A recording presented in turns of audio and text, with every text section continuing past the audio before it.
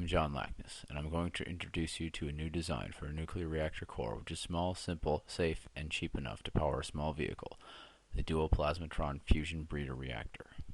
Here's how it works. This is a simplified schematic. On the right side there is an evacuated quartz cylinder partially filled at the far end with depleted uranium deuteride, and on the left is a duoplasmatron. The duoplasmatron generates tritium ions in an arc plasma and then accelerates them to high energies through a magnetic field to create an ion beam that generates neutron through fusion reactions with the deuteride target.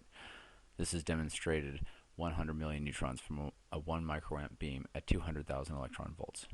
These neutrons thermalize to the resonance peak for capture by a Uranium Deuteride nucleus, which quickly decays into Plutonium 239, a powerful fissile material.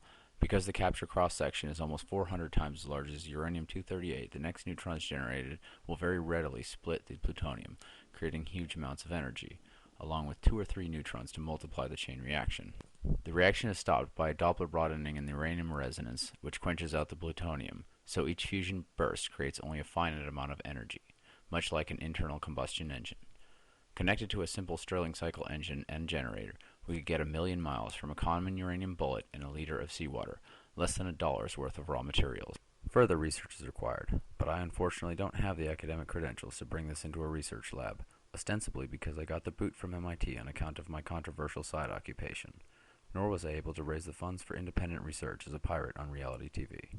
Therefore, with the dream of a new energy source deferred, I'll soon be deploying with our fine troops to the front line of the fight against those enemies of ours that are substantially enriched by our dependence on the old energy source.